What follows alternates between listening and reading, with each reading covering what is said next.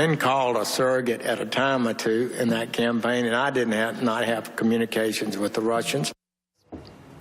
Back in January, Jeff Sessions told the Senate Judiciary Committee that something that wasn't true. And now the Senate Intel Committee intends to find out just how many meetings he really did have.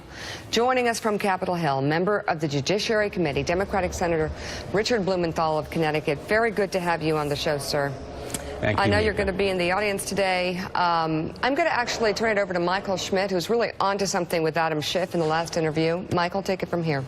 We were talking to Congressman Schiff about the issues Kevin Nunes on the House Intelligence Committee.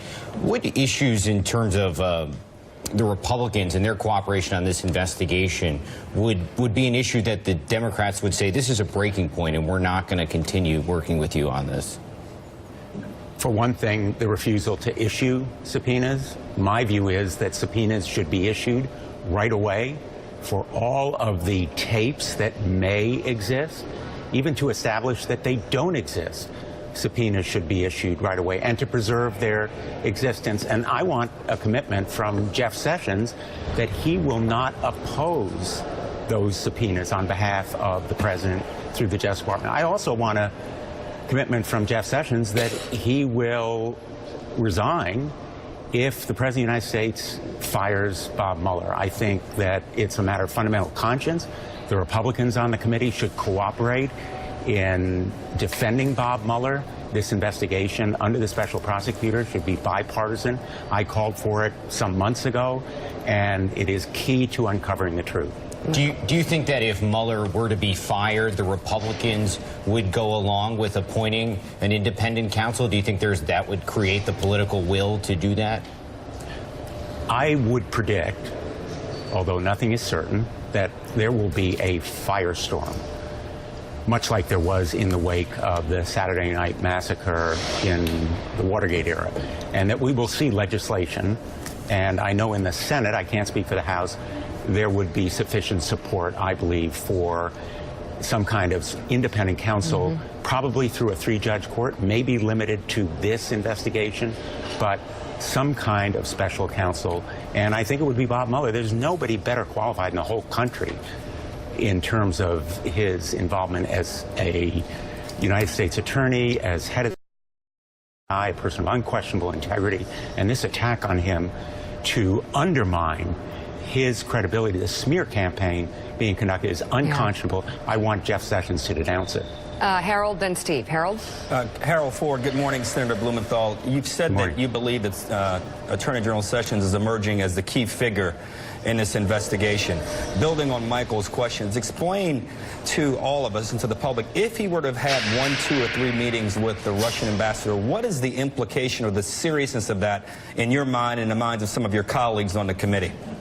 He's the highest-ranking official in the Trump administration to be involved in these meetings, whether it's 2 or 3. He made false statements before the Judiciary Committee about them. He has yet to explain fully those false statements, which is why he needs to be subpoenaed to come back to the Judiciary Committee.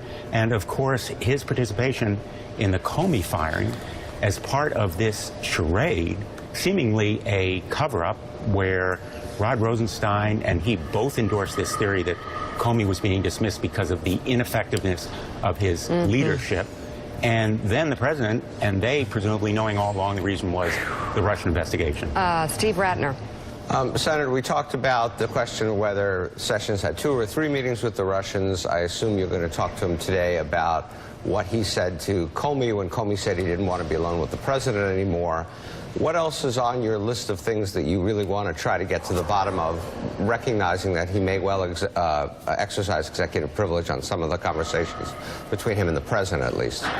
First, as to executive privilege, I think there's no basis for it. Executive privilege cannot be invoked in furtherance of criminal action. And here the Intelligence Committee is investigating violations of law, and the executive privilege, even if it existed, in my view, has been waived by the president. So I would want to know what the president said to him about firing Comey.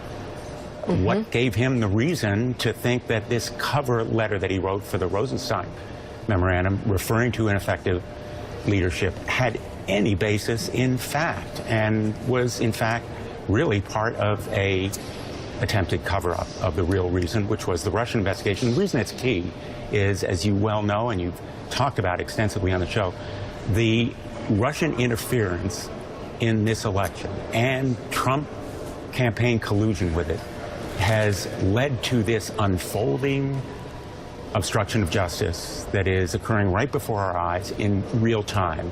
And the effort to suppress it, to smear Mueller, to call it a witch hunt, is part of a calculated and orchestrated effort, in my view, to undermine justice and the credibility of this investigation. I think it has to stop.